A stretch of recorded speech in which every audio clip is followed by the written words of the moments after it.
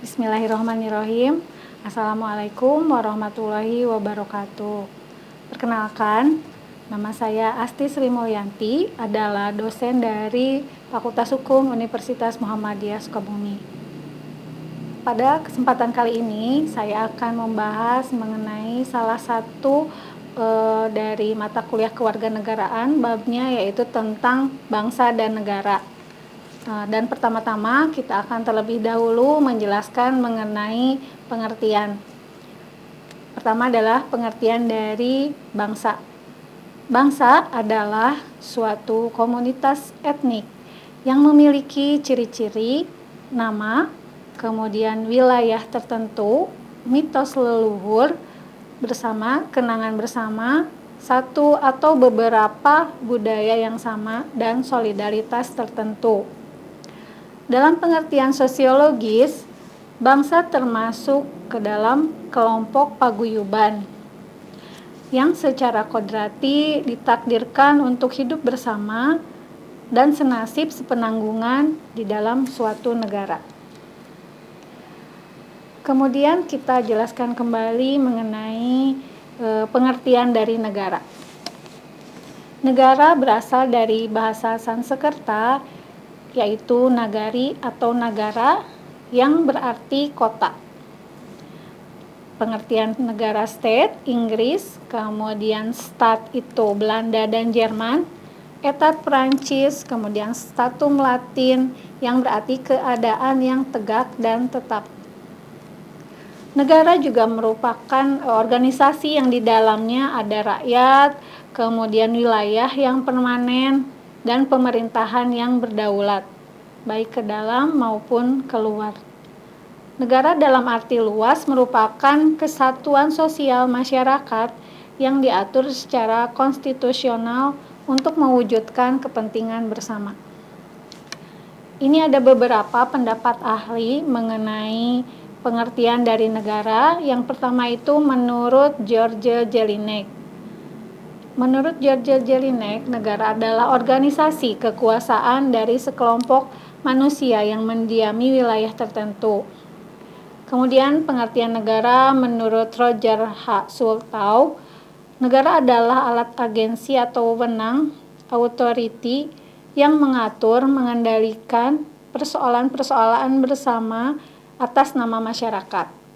Selanjutnya pengertian negara menurut Cronenberg, negara adalah suatu organisasi yang timbul karena adanya kehendak dari suatu golongan atau bangsa. Kemudian setelah kita menjelaskan mengenai pengertian negara, kita juga harus mengetahui tinjauan negara menurut para ahli. Nah, ini ada tinjauan negara menurut Logeman. Negara itu merupakan organisasi kekuasaan, yaitu suatu organisasi kekuasaan yang bertujuan mengatur dan menyelenggarakan masyarakat dengan kekuasaan tersebut. Kemudian kalau menurut Robert McIver, tinjauan negara itu merupakan organisasi politik, yaitu yang berbeda dengan organisasi lain karena negara memiliki kedaulatan tertinggi dan keanggotaannya bersifat mengikat semua orang. Selanjutnya organisasi kesusilaan menurut GWF Hegel, yaitu suatu organisasi kesusilaan yang timbul dari sintesa antara kemerdekaan universal dengan kemerdekaan individual.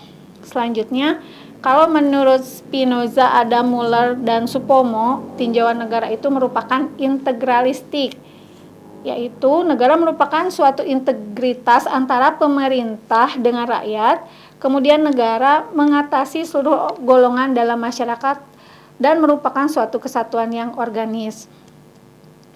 Selanjutnya, setelah kita melihat negara dari tinjauannya, sekarang sifat hakikat negara, yaitu memaksa, kemudian monopoli, dan mencakup semua. Pengertian sifat memaksa yaitu negara memiliki atau mempunyai kekuasaan fisik secara legal, sedangkan sifat negara secara monopoli yaitu dalam menetapkan tujuan bersama masyarakat. Kemudian maksud dari sifat mencakup semua, yaitu semua pengaturan perundang-undangan yang berlaku adalah untuk semua orang tanpa terkecuali.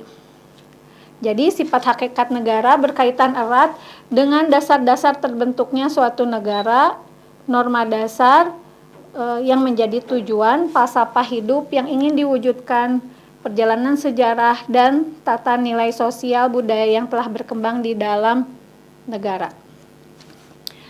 Kemudian setelah kita menjelaskan sifat hakikat negara, kita menjelaskan bagaimana terjadinya suatu negara. Itu bisa terjadi karena secara teoritis, yaitu teori ketuhanan yang dikemukakan oleh Agustinus, Jean Bodin, dan F.J. Stoll, bahwa negara terjadi atas kehendak Tuhan. Kemudian menurut teori perjanjian, Thomas Hobbes, John Locke, dan J.J. Rousseau, kemudian Montesquieu, bahwa negara terbentuk atas perjanjian antara manusia atau masyarakat.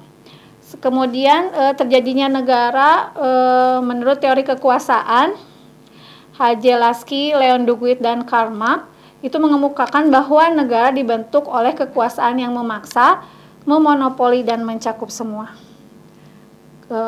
Dan masih banyak lagi teori yang dikemukakan oleh beberapa para ahli. Kemudian selanjutnya terjadinya negara secara pendekatan faktual. Itu bisa melalui pendudukan atau okupasi, kemudian bisa melalui peleburan antar negara, penyerahan atau kesi, penaikan atau akesi, kemudian ada penguasaan atau pencaplokan, kemudian proklamasi, salah satunya adalah negara kita ya berdasarkan proklamasi, kemudian berdasarkan pembentukan baru dan pemisahan atau separatisme. Selanjutnya ada unsur-unsur terbentuknya negara.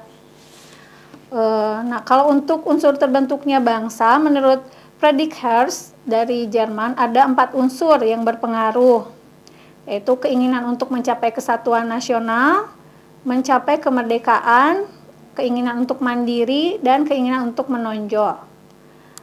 Nah, kalau unsur negara menurut Overheim dan Lauterpacht itu harus memenuhi syarat-syarat, yaitu ada rakyat yang bersatu, kemudian ada wilayah pemerintahan yang berdaulat, dan pengakuan dari negara lain. Ini sama dengan menurut Konvensi Montevideo 1933, negara harus mempunyai 4 unsur konstitutif, yaitu harus ada penghuni yang terdiri dari rakyat, penduduk, warga negara atau bangsa, harus ada wilayah atau lingkungan, kekuasaan, dan yang ketiga harus ada kekuasaan tertinggi, yaitu penguasa yang berdaulat atau pemerintahan yang berdaulat. Dan yang terakhir kesanggupan berhubungan dengan negara lain. Selanjutnya itu merupakan unsur terbentuknya negara. Dan yang terakhir kita akan menjelaskan dari tujuan negara, seperti yang ada dalam pembukaan Undang-Undang Dasar 45. Tujuan negara itu ada 4. Yang internal itu adalah melindungi segenap bangsa Indonesia dan seluruh tumpah darah Indonesia, memajukan kesejahteraan umum, mencerdaskan kehidupan bangsa. Kemudian tujuan eksternal yaitu ikut melaksanakan perdamaian dunia yang berdasarkan kemerdekaan, perdamaian abadi, dan keadilan sosial. Demikianlah penjelasan tentang bangsa dan negara. Mudah-mudahan mahasiswa bisa memahaminya. Saya cukupkan. Wassalamualaikum warahmatullahi wabarakatuh.